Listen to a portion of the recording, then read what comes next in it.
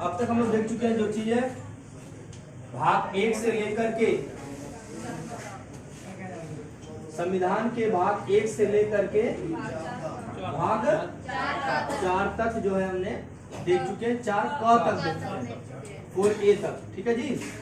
भाग 1 किससे संबंधित है? एक है किससे? राज्य एवं संघ से। ठीक। भाग 2 नागरिकता से संबंधित है। भाग 3 मौलिक अधिकार से संबंधित है। भाग 4 नीति निर्देशक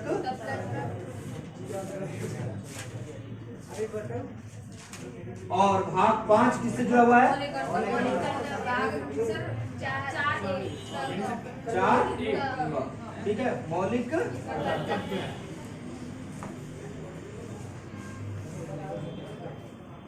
ठीक है बेटा। देखिए अब तक हम लोग ये पढ़ चुके हैं, ठीक है, इसकी डिटेल पढ़ चुके हैं और यहां तक आपको याद होना चाहिए।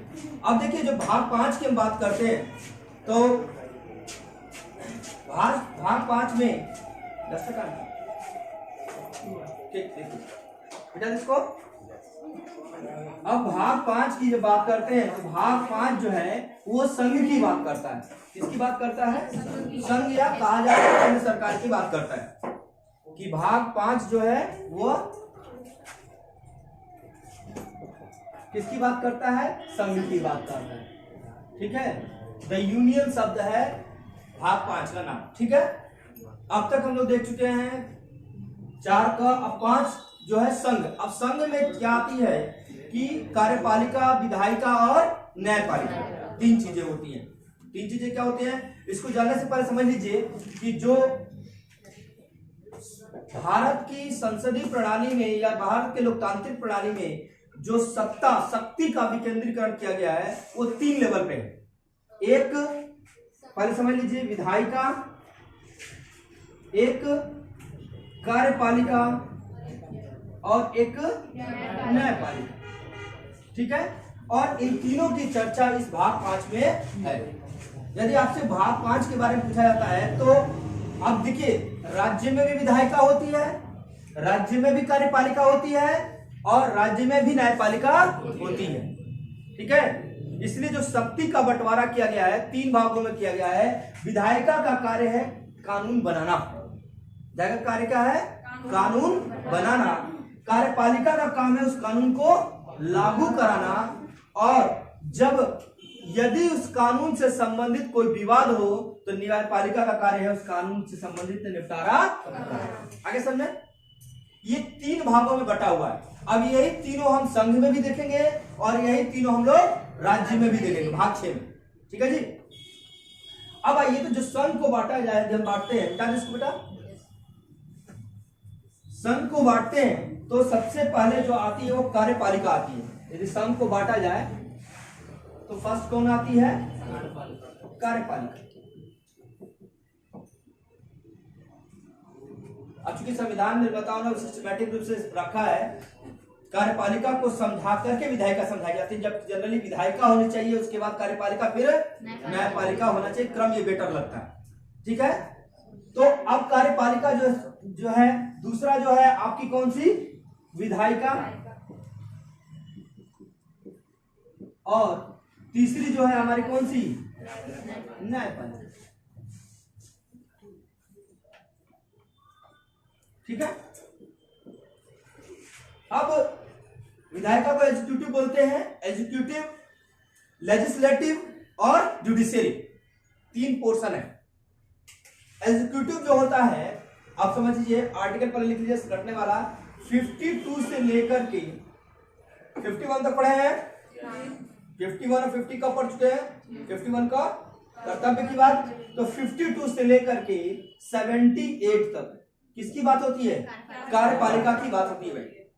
उसके बाद विधायिका की बात होती है 79 to 123 तक, 79 to 123 तक, और न्यायपालिका की बात होती है 124 से 147 तक, 124 से 147 तक।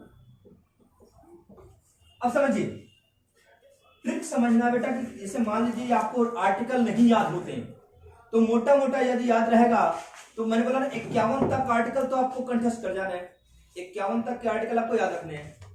51 के बाद आपको गेसिंग से भी कर सकते हैं, कुछ स्पेशल लिखवा दूंगा उसको रट डालना, ठीक है। अब देखिए यदि सम की बात करते हैं तो आर्टिकल 52 से लेकर के आर्टिकल 52 से लेकर के 151 तक है। आर्टिकल 152 से लेकर के 151 तक आर्टिकल किसके है? संघ से संबंधित है, मतलब केंद्र सरकार से संबंधित जितनी भी चीजें आ जाएंगी सब 52 से लेकर के 151 के बीच तक आ जाएंगे। आगे समझे? तो इसमें तो दिख रहा है 452 टू 78, 79 टू 123 और 124 टू 147, बाकी कहां गया? बचाने जी। तो बाकी जो है वह कैग की बात की गई है। किसकी बात की गई है? कैग की बात की गई है। तो वो है कैग आपका बाकी 48 से लेकर के 51 तक ये कैग की बात की गई है। CAG, ठीक है, CAG भारत का महालेखा परीक्षक, ठीक है, कंट्रोलर एंड ऑडिटर जनरल, ठीक है। कंट्रोलर होता है, कंट्रोलर नहीं होता, ठीक है, कंट्रोलर एंड ऑडिटर जनरल, ठीक। अभी हम थोड़ा सा इसको अलग रखते हैं ताकि आप कोई सभी प्रणाली को समझ सकें, इसको अलग रखिए। अब जो है कार्यपालिका का जो है, कार्यपालिका के अंतर्गत हम लोग पढ़ते हैं राष्ट्रपति को कार्यपालिका प्रमुख बोला जाता है, उपराष्ट्रपति को क्या बोलते हैं? उपराष्ट्रपति को, प्रधानमंत्री को, और उसके बाद है आपका मंत्रिमंडल और महान्यायवादी। मंत्रिमंडल एवं महान्याय, ठीक है बेटा। इतने लोगों को हम लोग पढ़ेंगे किसमें? 52 to 78 तक इनका वर्णन आपको दिखाई देगा, ठीक है। अब यदि मान लीजिए कि राष्ट्रपति का कोई प्रावधान आता है तो सामान्यतः कहां से होना चाहिए? 52 से लेकर 78 के बीच में होना चाहिए। इससे बाहर जो भी ऑप्शन है उसको क्या करें, थोड़ा सा छोड़ सकते हैं, समझ रहे? गेसिंग के द्वारा। अब हमें मैटर आता है कि जो विधायिका होती है यही होती है मेन संसद। विधायिका को हम क्या बोलते हैं? संसद बोलते हैं। यही है हमारी कौन सी? संसद। यदि अब संसद मतलब यह नहीं है कि राज्य विधायिका को हम संसद बोल देंगे, केंद्रीय विधायिका को क्या बोलते हैं? संसद। ब्रैकेट में लिखना हो तो लिख सकते हैं केंद्रीय विधायिका।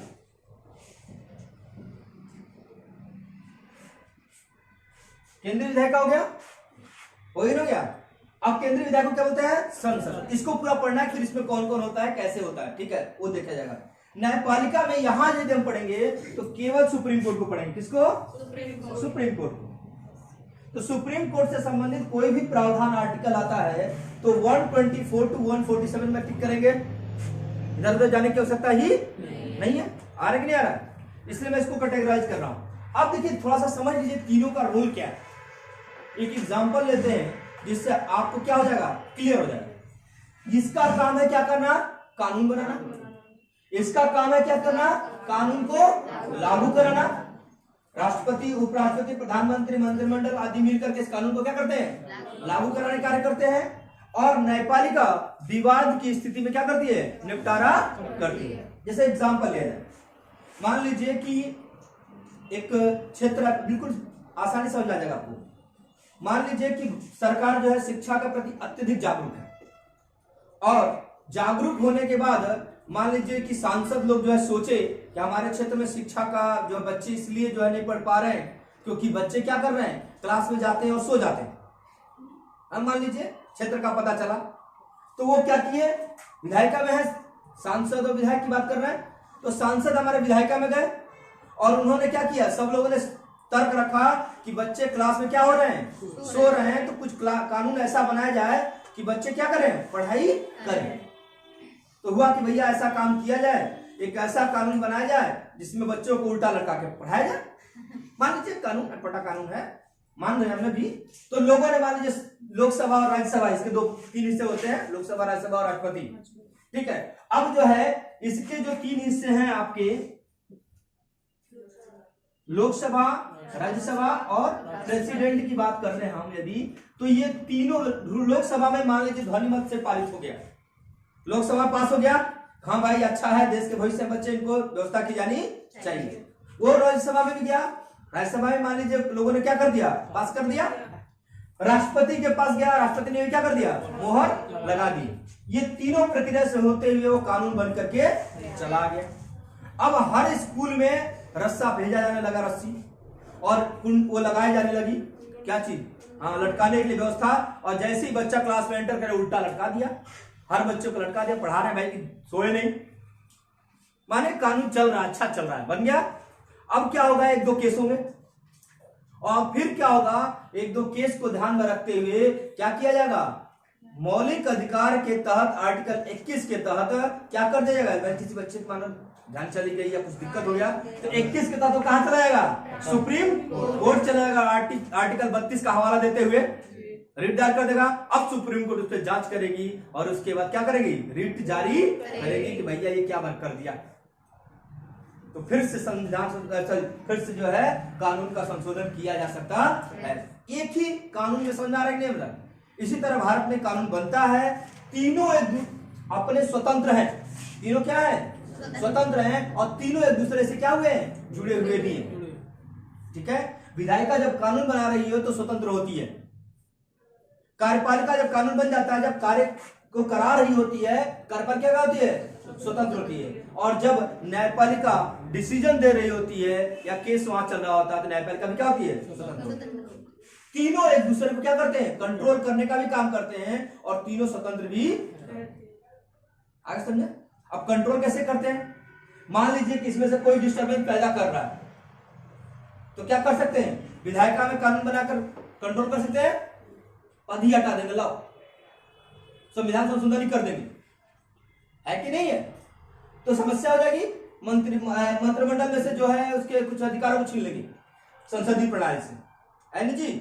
और मान लीजिए कि यह तो प्रभावित होती है क्योंकि यही तो बैठे होते हैं इसमें। अब उसके बाद ये भी स्वतंत्र है क्योंकि भैया इधर डिस्टर्बेंस किए तो इधर क्या कर देंगे, कार्रवाई कर देंगे। अब बोले न्यायपालिका के ऊपर तो कोई है ही नहीं, ऐसा है क्या, न्यायपालिका के ऊपर ही बैठी हुई कौन, यदि न्यायपालिका का न्यायाधीश कोई भी जो है असंवैधानिक कार्य करता है तो उस पर महाभियोग चलाया जा सकता है, उसको पदमुक्त किया जा सकता है। तो सब एक दूसरे से स्वतंत्र भी है और सब एक दूसरे से जुड़े हुए भी हैं, एक दूसरे को कंट्रोल करने का, नियंत्रित करने का कार्य भी करते हैं। आप समझे, ये भारतीय संविधान की खासियत है, मतलब स्वतंत्र भी है और जुड़े हुए भी। आगे समझे। अब आइए कानून समझना कैसे बनता है। अब हमें देखना है कि विधायिका को में डिटेल में पढ़ना है कि विधायिका में संसद क्या होता है, संसद में कानून बनता कैसे है, उसके बाद मुख्य रूप से एक एक करके हम लोग चेक करेंगे। क्लियर बेटा, चलिए नोट कर लिए इसको। समझ आ गया, विधायिका का कार्य कानून बनाना, कार्यपालिका का कार्य भाई जैसे हमारे सांसद जी है, विधायक जी है, ये सब क्या है, कार्यपालिका का हिस्सा है, ठीक है। यदि संघ कार्यपालिका रहेगी तो मंत्रिमंडल में से लोग रहेंगे, मंत्री रहेंगे, सांसद लोग रहेंगे, और यदि राज्य विधायिका रहेगी, राज्य कार्यपालिका रहेगी तो कौन रहेंगे, मुख्यमंत्री आदि रहेंगे उसमें, राज्यपाल, मुख्यमंत्री और विधानसभा के सदस्य। आगे नहीं आ गया, चलिए इसको आर्टिकल 52 to 151 याद रखना है। 52 to 78 कौन है, कार्यपालिका। 79 to 123 कौन है, विधायिका। 124 to 147 कौन है, याद हो गया। अब आते हैं बेटा इसको। अब हम बात करते हैं संसद की या संसदीय प्रणाली की बात करते हैं। तो कई बार क्वेश्चन ये पूछा जाता है बेटा जी कि निम्नलिखित में से कौन संसद का भाग है या नहीं है। कई बार पूछा जाता है कि निम्नलिखित में से कौन सा संसद का भाग है या संसद का भाग नहीं है। तो बस कुछ नहीं करना बेटा, आपको क्या करना है कि संसद के मुख्यतः 3 भाग हैं। फर्स्ट आपका कौन है? राष्ट्रपति, सर्वोच्चता से लिया जाए, ठीक है। फर्स्ट कौन है? राष्ट्रपति, गैप देते हैं। उसके बाद राज्यसभा, उसके बाद लोकसभा।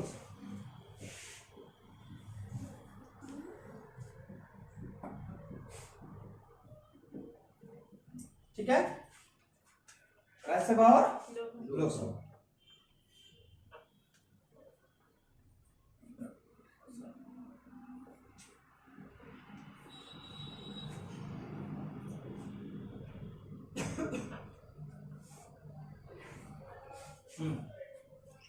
अब देखिए, राष्ट्रपति जो है भारत का क्या होता है, बहुत सारे इसके नाम दिए जाते हैं। सबसे पहला जो बोला जाता है कि कार्यपालिका का क्या होता है, प्रमुख होता है। जैसे पूछा जाए आपसे कि कार्यपालिका का प्रमुख कौन होता है? राष्ट्रपति। अब देखिए, राष्ट्रपति जब भी पूछा कार्यपालिका का प्रमुख कौन होता है, क्या आएगा? राष्ट्रपति। और विकल्प में राष्ट्रपति नहीं होगा तो नहीं, प्रधानमंत्री। संवैधानिक कार्यपालिका का प्रमुख कौन होता है? प्रधानमंत्री होता है। या वास्तविक है, वास्तविक कार्यपालिका का प्रमुख कौन होता है? प्रधानमंत्री। वास्तविक है तो रीजन क्या है समझिए कि केवल राष्ट्रपति के नाम पर कार्य किया जाता है। राष्ट्रपति मुहर मार दिए और काम उनके नाम पर किया जाता है, लेकिन मुख्य डिसीजन और कार्य कौन करता है? प्रधानमंत्री और कैबिनेट मंत्रिमंडल। आगे समझ में? तो कार्यपालिका का प्रमुख पूछता है तो राष्ट्रपति को टिक करेंगे। प्रधानमंत्री और राष्ट्रपति दोनों ऑप्शन में तब भी राष्ट्रपति को टिक करेंगे, और राष्ट्रपति नहीं है तब जाकर किसको टिक करेंगे? उसके बाद बोला जाता है भारतीय राज्य का प्रमुख। ये सब शब्द आएंगे, है मतलब वही है। भारतीय राज्य का किसको बोला गया है? राष्ट्रपति को। भाई राज्य, भारतीय राज्यों की बात करें या कंबाइंड रूप से कहा जाए तो कौन है? राष्ट्रपति ही है वो। ठीक, उसके बाद एक और यूज होता है भारतीय गणतंत्र का प्रमुख राष्ट्रपति।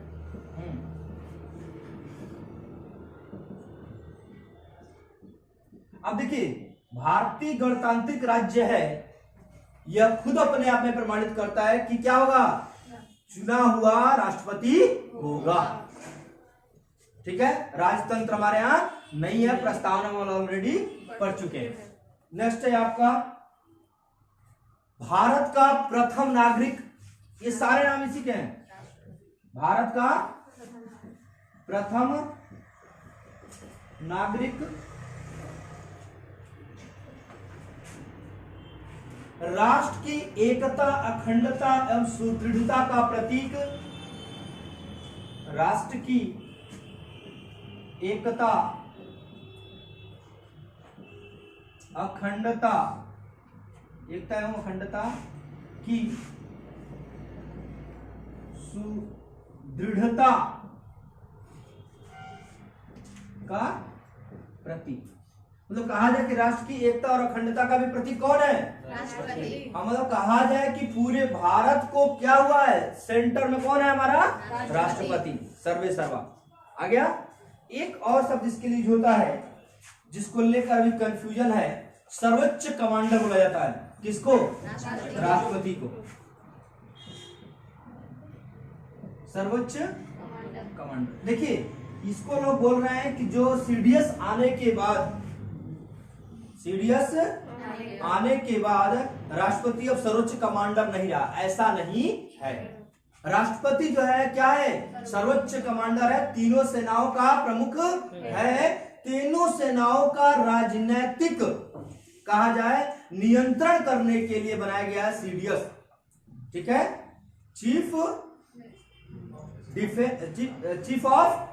डिफेंस स्टाफ है।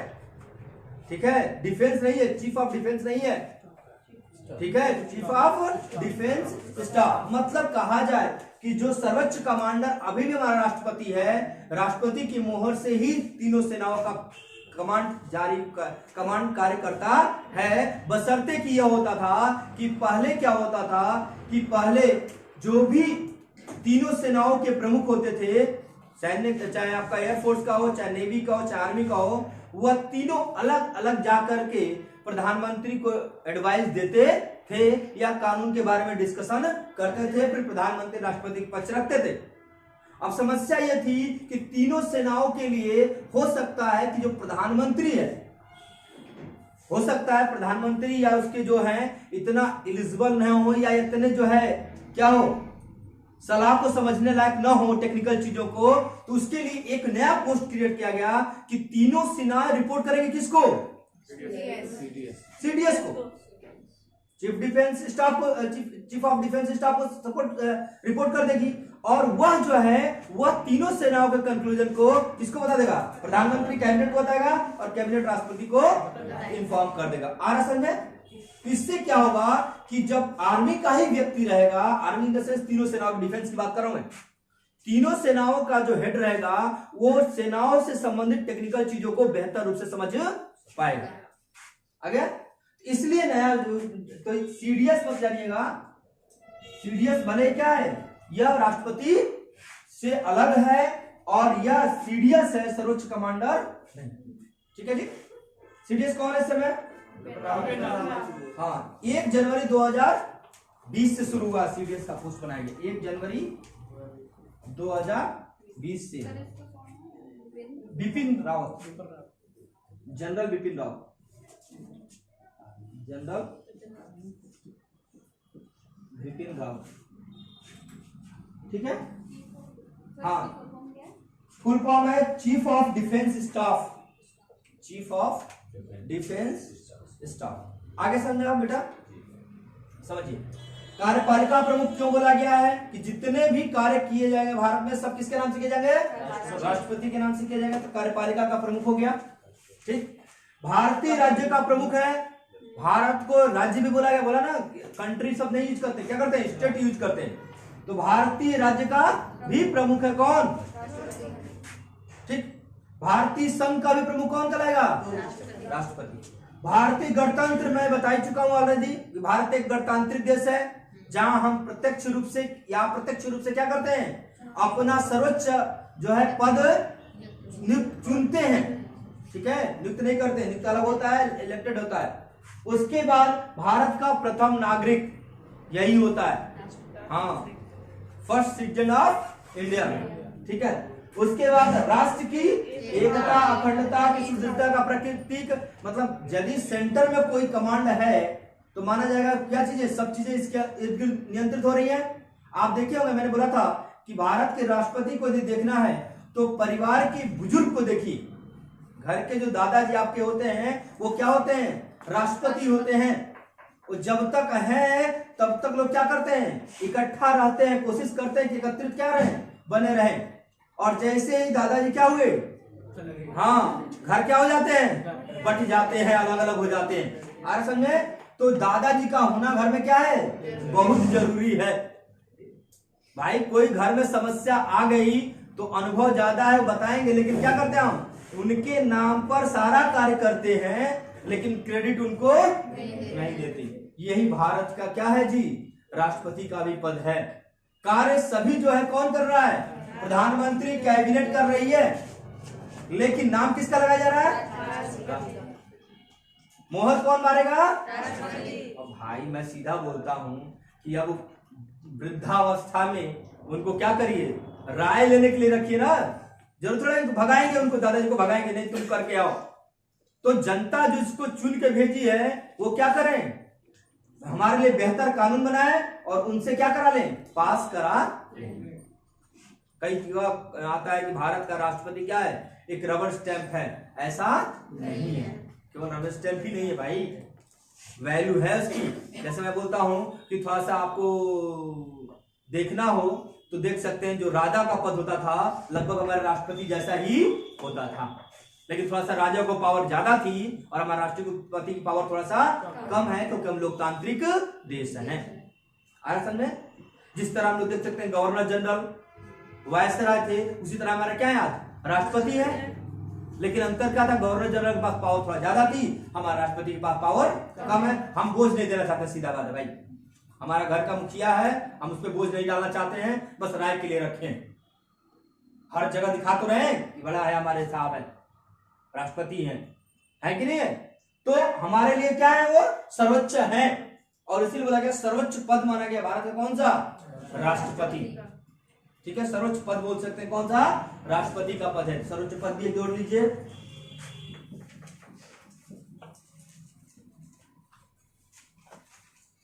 इसी में से कहीं ना कहीं क्वेश्चन आ जाते हैं आपको, वन लाइनर के क्वेश्चन आते हैं। तो कोई पूछ दिया कौन है, तो वही हमारे कौन सी, हाँ राष्ट्रपति जी हैं सर।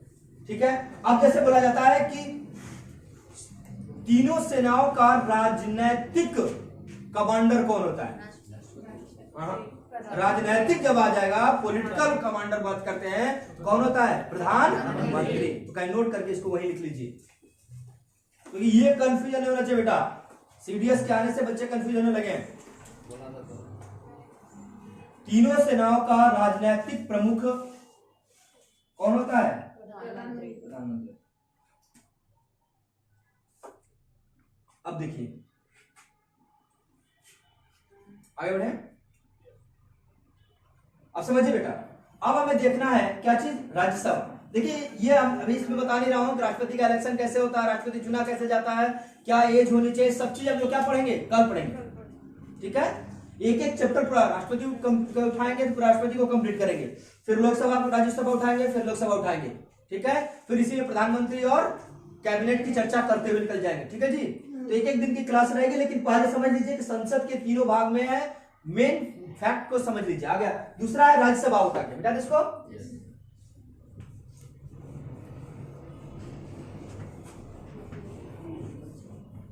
कैसे में नींद आ रही है। अब ये हम लोग बात करते हैं राज्यसभा का।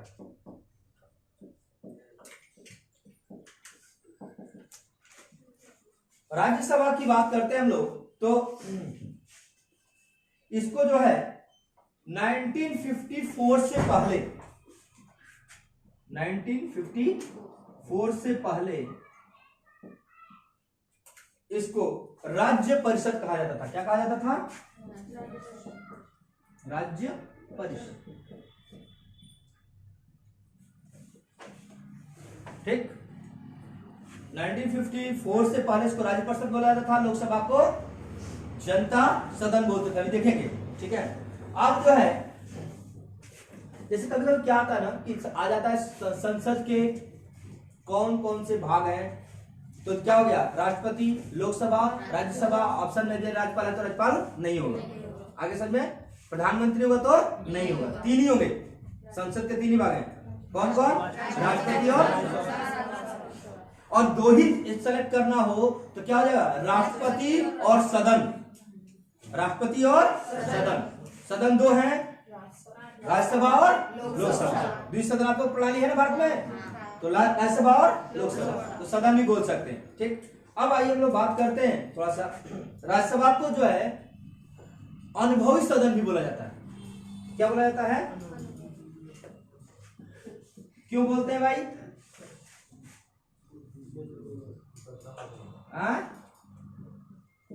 कई लोग बोल देते हैं कि वृद्धों का सदन। वृद्धों का सदन जो है, ये कैसा एग्जाम में कहीं आया नहीं है, लेकिन वृद्धों का सदन इसलिए बोल जाता है क्योंकि सबसे ज्यादा जो वृद्ध हैं वो कहां नजर आते हैं, राज्यसभा में नजर आते हैं, क्योंकि डायरेक्ट इलेक्ट होकर के वो नहीं जाते। ठीक है, 12 तो वही होते हैं जो मनोनीत किए होते हैं राष्ट्रपति। उसके बाद भी जो अनुभवी व्यक्ति होता है, हर क्षेत्र से संबंधित होता है, एक्सपीरियंस इतना जल्दी आता नहीं है, वृद्धावस्था में ही आता है। तो अब थोड़ा सा राज्यसभा का रूप बदलने लगा है, राज्यसभा में भी अब नए नए लोग जा रहे हैं। नहीं तो पहले क्या होता था, अनुभवी लोग तो दिखाई देते थे, वृद्ध संख्या ज्यादा दिखती थी, तो लोग अनुमान लगाते थे, बाहर से कोई आया देखा तो कहा क्या ये तो वृद्धों का सदन है, यह सही नहीं है। ठीक है जी, जो भी अनुभवी व्यक्ति होते हैं सामान्यतः राज्यसभा में होते हैं, क्योंकि लोकसभा से वो जीत करके उन्हें, हम मान लीजिए कोई समाज सेवी है, उसको तो आप वोट दे देंगे। और मान लीजिए कोई विद्वान है, कोई मान लीजिए विद्वान है और उसकी जरूरत है, भारतीय संविधान के कानून बनाते समय उसकी जरूरत है, लेकिन वह लोकल नहीं है, क्या बोलते हैं, सोशल ज्यादा नहीं है, और सोशल ज्यादा नहीं तो वोट नहीं देंगे आप, तो चुन करके नहीं जाएगा, तो बेचारा कहां से जाता है, राज्यसभा से जाता है। जैसे डॉक्टर मनमोहन सिंह क्या थे, राज्यसभा से थे, अनुभवी व्यक्ति थे, अर्थशास्त्री थे, इनके ज्ञान की भारत को आवश्यकता थी। ऐसा नहीं समझना है। तो मेन अनुभवी सदन इसको बोला जाता है। राज्य परिषद पहले नाम था, एक और बोला जाता है इसको उच्च सदन बोला जाता है, उच्च सदन। हाँ, इसको ज्यादा प्रेफरेंस देगा क्योंकि राज्यों के प्रतिनिधि इसमें शामिल होते हैं और इसमें पूरे लोकसभा में पूरे भारत के सांसद होते हैं। उच्च सदन बोला गया है, या इसी को इंग्लिश में क्या आएगा, अपर हाउस। तो हिंदी वाले जरूर लिख लीजिएगा, नहीं तो मामला क्या हो जाता है, हिंदी में लिख के ऐसा आ जाएगा अपर हाउस। अब बोलोगे क्या है, क्योंकि आजकल यही हिंदी वाले मीडियम वाले बच्चों के साथ हो रहा है, अपर हाउस लिख के आ जाएगा।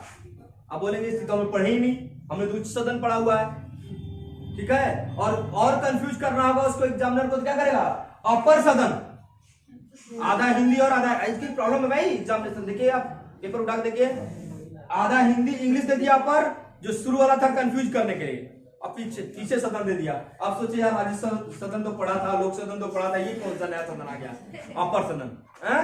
तो हिंदी में भी याद रखना और इंग्लिश में भी याद रखना, अपर सदन हो गया। उसके बाद जो है इसको, हाँ बेटा पूछिए, क्या पूछ रहे हैं, कुछ बोल रहे हैं क्या, इसको प्रथम चेंबर भी बोलते हैं। क्या बोलते हैं, प्रथम चेंबर।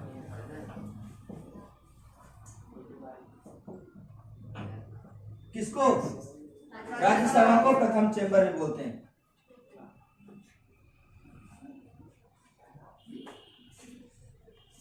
इसे भारत का सीनेट भी बोल सकते हैं। किसको, भारत का सीनेट कहां होता है जी, अमेरिका में। अमेरिका की संसद को क्या बोलते हैं जी, कांग्रेस। हाँ, अमेरिका की संसद का नाम क्या है, कांग्रेस। अमेरिका की संसद का नाम क्या है, कांग्रेस का संसद, यही काम, ठीक है। वहां की संसद का नाम ही क्या है, कांग्रेस, ठीक है। और वहां पर हमारे इस व्यवस्था नहीं है। हमारे यहाँ संसद में कितने लोग होते हैं, राष्ट्रपति होता है, लोकसभा होता है और राज्यसभा, 3 भाग होते हैं। जबकि वहां की संसद में केवल 2 भाग होता है, राष्ट्रपति होता ही नहीं है। राष्ट्रपति संसद से अलग होता है, समझ रहा है, क्योंकि राष्ट्रपति तो रूल करता है। हमारे अमेरिका के राष्ट्रपति और हमारे राष्ट्रपति में, जैसे हमारा प्रधानमंत्री है, समझ लीजिए वो क्या है, अपने प्रधानमंत्री को हम बोल सकते हैं कि अमेरिका का क्या है, वो राष्ट्रपति है।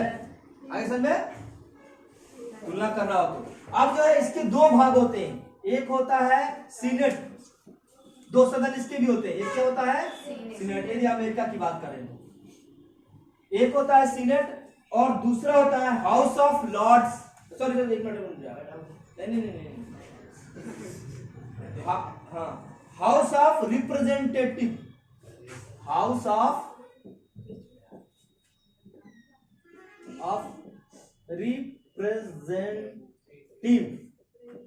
रिप्रेजेंटेटिव, ठीक है जी, हाउस ऑफ रिप्रेजेंटेटिव। यह होता है हमारा क्या चीज, राज्यसभा, और यह होता है हमारा लोकसभा। आगे बेटा, लोकसभा में लिखवा दूंगा अभी।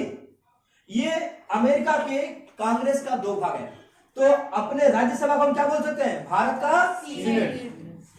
हो गया, हाँ जी। उसके बाद जो है, अब आ जाइए हम लोग देखते हैं थोड़ा सा, कौन सा, लोकसभा। याद है इसको, मैंने बता दिया कि अभी इसका बताऊंगा कि एज क्या होती है, कैसे होता है, कैसे इलेक्शन होता है, कैसे कार्य करता है, कैसे कैसे कानून बनता है, वो सब कुछ संसदीय प्रणाली में लोग पढ़ेंगे।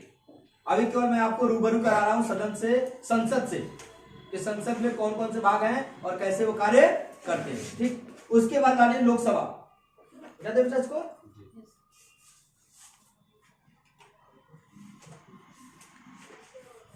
एक और लिख लीजिए, इसको बोलते हैं हाउस ऑफ लॉर्ड्स। हाँ, हाउस ऑफ, भारत का हाउस ऑफ लॉर्ड्स, भारत का house of house of lords. अब इसको समझने के लिए आपको करना पड़ेगा, ठीक है जी। देखिए भारत का ये राज्यसभा की हम बात कर रहे हैं। राज्यसभा को भारत का सीनेट करते हैं। सीनेट सब कहां से है जी? हमने अमेरिका से। और राज्यसभा को भारत का हाउस ऑफ लॉर्ड्स करते हैं। ये कहां से लिया? ब्रिटेन से। अब समझ लीजिए थोड़ा सा ब्रिटेन की संसद के बारे में समझ लीजिए। ब्रिटेन के संसद का जो है वह 3, यहाँ की संसद को भी संसद ही बोलते हैं। क्या बोलते हैं? संसद। जैसे हमने संसदीय प्रणाली कहां से ली है? ब्रिटेन से लिए। भारत की संसदीय प्रणाली कहां से लिया गया है? ब्रिटेन से लिया गया है। तो संसद की बात करते हैं तो इसके भी 3 हिस्से होते हैं। एक होता है आपका कौन? राजा या रानी, ताज। एक क्या होता है? ताज। दूसरा जो होता है हाउस ऑफ कॉमन्स। दूसरा क्या होता है? House of Commons. और तीसरा होता है हाउस ऑफ लॉर्ड्स। आ रहा समझ बेटा? अब ये तो हो गया हमारा क्या चीज। अब वहां अंतिम मोहर कौन मारता है? राजा या रानी, जो भी रहेगा ताज, मतलब जो भी सत्ता में रहेगा, जिसके ऊपर ताज रहेगा ब्रिटेन का, वही क्या करेगा? फाइनल सिग्नेचर करेगा। तो ये हो गया हमारा क्या चीज? हमारा क्या हो गया? राष्ट्रपति। हमारा राष्ट्रपति तो करता है अंतिम। और हाउस ऑफ कॉमन्स हो गया हमारा लोकसभा। कौन हो गया? लोकसभा। कॉमन आदमी बैठता है ना जी। और स्पेशल लोग बैठे तो हाउस ऑफ लॉर्ड्स। कौन सा हो गया? आ गया? क्लियर? ये हमारी अमेरिका की संसद और वो हमारी ब्रिटेन की संसद। ठीक है बेटा, अब आइए आगे बढ़ते हैं। समझ में आ रहा है? ठीक है, आ रहा है तो आगे बढ़ते हैं। अब इसी को जो है आप लोकसभा को लिख लीजिए थोड़ा सा।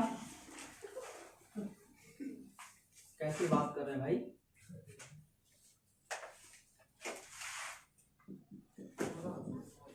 लोकसभा की बात करते हैं तो 1954 से पहले इसको जनता सदन बोला जाता था। क्या बोलते थे? जनता सदन या जनता का सदन। जनता का सदन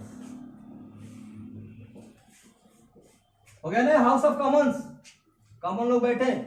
मुगलों के समय क्या होता था? मुगल समय भी 2 होते थे। क्या चीज? दीवाने आम और दीवाने खास। आज के प्रणाली उनमें भी थी। दीवाने आम में क्या होता था? आम जनता बैठती थी और वहां कैबिनेट भी बैठी होती थी, राजा बैठा होता था। राजा मतलब कौन? मुगल शासक बैठा होता था। और दीवाने खास में कौन होते थे? मंत्री परिषद होते थे उसके। ठीक है, क्लोज लोग, हाँ खास लोग। तो वैसे ही यहाँ भी है, ऐसे नहीं सकते। तो यदि मान लीजिए कंफ्यूजन करने के लिए बोले कि जो है वर्तमान का भारत का जो है दीवाने खास क्या है? राज्यसभा। और दीवाने आम क्या है? लेकिन दोनों में अंतर है। ठीक है, हम नहीं चले जाते हैं पता चले पहुंच गए हम जनता। नहीं भाई, क्या है? जनता दरबार है, लगाते ना जनता दरबार। इसी सरकार जनता दरबार लगाती थी यूपी में। तो जनता दरबार है, यूपी भी लगाते हैं। तो जनता दरबार है तो क्या करते थे? पहुंच जाए हम भी संसद में, भैया हम भी बहस करेंगे। नहीं, प्रणाली बनाई गई है, आप चुन के भेजिए, वो व्यक्ति क्या करेगा? वहां बहस करेगा, आपकी बात को वहां रखेगा। आगे समझे? अब आइए, एक बेटा बात नहीं, चर्चित सभा भी बोलते हैं इसको। हाँ, सबसे ज्यादा हाईलाइटेड क्या होती है? लोकसभा। सबसे ज्यादा क्या होती है हाईलाइटेड? हाँ, यहाँ की चीजों को ज्यादा ध्यान से लोग देखते हैं। राज्यसभा का चल रहा होता है, ठीक है। लोकसभा का थोड़ा सा क्या करते हैं? हाईलाइटेड है। क्यों? क्योंकि हमने जिसको चुन के भेजा वो कहां बैठा है? लोकसभा में बैठा है, सांसद। आ गया? चलिए, उसके बाद इसको निचला सदन भी बोलते हैं। अब इंग्लिश में क्या हो जाएगा? Lower house. हाउस लिख दूं कि सदन लिख दूं? हाँ, लोअर हाउस। ठीक है जी, लोअर हाउस है, लेकिन काम क्या है? अपर है। केवल प्रणाली बहुत वही बोल रहा हूं। हम लोग क्या करते हैं? रिस्पेक्ट किसी और को देते हैं, काम कोई और कर रहा होता है। मामला जो है यही है, ठीक है। यदि लोकसभा बेकार तो क्या होगा, संसदीय प्रणाली बेकार। लेकिन ये मत सोचिए कि राज्यसभा बेकार, कभी संसदीय प्रणाली बेकार, क्योंकि तीनों के बैलेंस से क्या हो रहा है, भारत का संसदीय प्रणाली चल रहा है। सबका महत्व है। संविधान निर्माणकर्ताओं ने बहुत सोच समझ के बताया था ना कि 160 देशों के संविधान को 114 दिन तक पढ़ा गया था। आप एक महीने में थक जा रहे हैं, सोचिए ये अपने संविधान को ही पढ़ने में, वो तो 60 देशों के संविधान को रीड कर रहे थे। समझ आ रहा है? आइए next, lower house of Commons बोल सकते हैं, भारत का हाउस ऑफ कॉमन्स यहां से ले लेंगे, भारत का हाउस ऑफ कॉमन्स हो सकता है बेटा, ठीक। और भारत का हाउस ऑफ रिप्रेजेंटेटिव,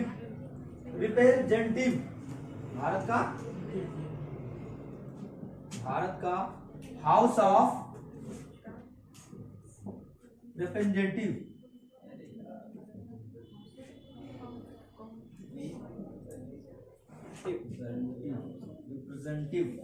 रिप्रेजेंट करने वाला, ठीक है जी, हाउस ऑफ रिप्रेजेंटेटिव। आगे क्लियर? अब ये हमने कहां से लिया, अमेरिका से, और ये कहां से लिया, ब्रिटेन से। ब्रैकेट में लिख दीजिएगा, ठीक है जी।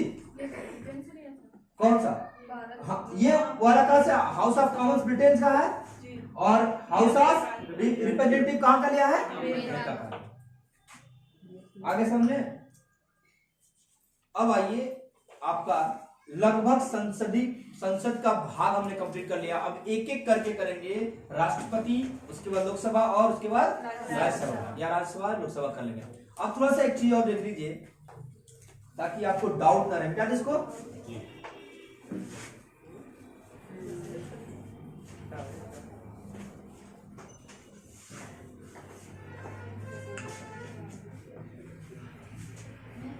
अब देखिए, भारतीय संसद की जब लोग बात करते हैं तो संसद में कई बार जो वनडे लेवल पे क्वेश्चन जाता है कि किस राज्यपाल बनने के लिए न्यूनतम उम्र कितनी होनी चाहिए, राष्ट्रपति बनने के लिए कितना न्यूनतम उम्र चाहिए, तो बड़ा लेकर के कंफ्यूजन बच्चे रटते हैं। हर राष्ट्रपति को भी रटते हैं, राज्यपाल को भी रटते हैं, सबका रटते हैं।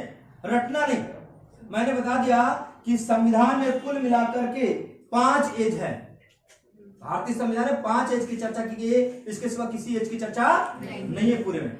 और 5 को मैं लिखवा देता हूं, 5 का आप रट डालिएगा, फिर जहां जहां आएगा मैं बताता चलूंगा कि किसमें आएगा, खुद बताएंगे। सबसे ज्यादा एज कौन सी होती है, 35 एज। हाँ, तो 35 एज बड़ा उम्र है, तो क्या होना चाहिए, भारत का बड़ा आदमी होना चाहिए। तो सर्वोच्च आदमी कौन है, राष्ट्रपति और उपराष्ट्रपति, दोनों को ले लीजिए, राष्ट्रपति एंड उपराष्ट्रपति, दोनों बड़े पद हैं। ये तो कहां हो गए भाई, केंद्र में, ये कहां हो गए, केंद्र में। अब राज्य में भी तो सर्वोच्च होंगे, कौन कौन, राज्यपाल और उपराज्यपाल। तो 2 और लिख लीजिए, ये केंद्र के हो गए और ये राज्य के हो गए, राज्यपाल और उपराज्यपाल। भाई राज्य में सर्वोच्च पद ये हो गया और केंद्र में सर्वोच्च पद ये हो गया, ठीक है। इनकी मिनिमम उम्र कितनी होनी चाहिए, 35 होनी चाहिए, ठीक। अब आते हैं 30, थोड़ा सा 5 कम कर दीजिए, ठीक। अब 30 जब आता है तो बेटा जी अपर हाउस कौन सा है, राज्यसभा। तो राज्यसभा के सदस्यों की उम्र कितनी होनी चाहिए, राज्यसभा के सदस्यों की उम्र। अब देखिए एक चीज और जानिए, उपराष्ट्रपति राज्यसभा का पदेन सभापति होता है, लेकिन राज्यसभा का सदस्य नहीं होता है। कंफ्यूज मत हो जाना, क्योंकि उपराष्ट्रपति का मुख्य कार्य क्या है, राज्यसभा का सभापतित्व करना, सभापति के पद पे बैठना, लेकिन यह राज्यसभा का सदस्य नहीं होता है और राज्यसभा में मत देने का भी अधिकार उपराष्ट्रपति को नहीं है, ठीक है। वो अलग है। बाकी अन्य सदस्यों, जैसे उपसभापति पूछा जाए तो क्या हो जाएगा, वह 30 साल का होना चाहिए। अब ये राज्य में, केंद्र में हो गया। राज्य में क्या होती है, विधान परिषद। क्या होती है, विधान परिषद के सदस्यों की उम्र कितनी होनी चाहिए, 30। अब देखिए बेटा समझिए, अब आ जाइए 25, 5 अभी ले सो रहे हम लोग, ठीक है जी। 25, हाँ 25 आता है तो लोअर हाउस, क्या चीज, लोकसभा के सदस्य की न्यूनतम आयु कितनी होनी चाहिए, 25 वर्ष। अब राज्य में आ जाइए तो क्या हो जाएगा, विधानसभा, ठीक है। विधानसभा के सदस्य की उम्र न्यूनतम कितनी होनी चाहिए, 25 वर्ष। अब देखिए बेटा कंफ्यूज क्या करता है कि प्रधानमंत्री की न्यूनतम उम्र कितनी होनी चाहिए, प्रधानमंत्री लोकसभा का सदस्य होता है, कितना हो जाएगा, 25। मुख्यमंत्री की न्यूनतम उम्र कितनी होनी चाहिए, वो विधानसभा का सदस्य होता है, समझ आ रहा है। सामान्यतः जो कैबिनेट मंत्री, सामान्यतः राज्यसभा से भी हो सकते हैं, सामान्यतः कैबिनेट मंत्री किसके होते हैं, लोकसभा के हैं तो 30, और जो है विधानसभा से है तो 25। आगे समझ में आगे ना गया, किसी का लोकसभा अध्यक्ष का पूछे तो लोकसभा अध्यक्ष में क्या होता है, लोकसभा का सदस्य होता है, कितना हो गया, 25। आगे समझे। अभी और मैं क्लियर करता चलूंगा हर चैप्टर में। उसके बाद एक उम्र और होती है, 21 किसकी होती है, हाँ ग्राम प्रधान की। मतलब प्रधान आप बनना चाहते हैं तो क्या कर सकते हैं, 21 साल के हो गए हैं तो आप किसी भी गांव के प्रधान बन सकते हैं। हाँ भाई क्यों नहीं, अपने अपने गांव के निर्वाचन चेंज हो जाता है, वोटर कार्ड चेंज हो जाता है, टेंशन मत लीजिए, ठीक है। अब देखिए हो गया जी। अब उसके बाद 21 के बाद एक उम्र आती है कौन सी, 18, मोस्ट इंपॉर्टेंट है कि नहीं है, कौन है, मतदाता। बेटा जी न्यूनतम उम्र यदि इससे ज्यादा संविधान में और किसी की चर्चा नहीं है, हाईएस्ट हो सकती है वो अलग देखेंगे, लेकिन न्यूनतम केवल 30, 35, 30, 25 और 21 और 18 ही मिलेगा आपको, ठीक है। इससे जो अलग हो उसको तो पहले रिजेक्ट कर दो, और उसके बाद थोड़ा सा क्रम सजा लो, हाई टू लो, ठीक है, या हाई टू लो, हम भी तो हाई हैं, बढ़ते हुए क्रम में, घटते हुए क्रम में, ठीक है जी। आगे क्लियर। तो अब कल हम लोग स्टार्ट करेंगे कौन सा, राष्ट्रपति। आज के लिए समझ में आ रहा है, रिवाइज कर रहे हैं भाई, सेव कर देते हैं HD में।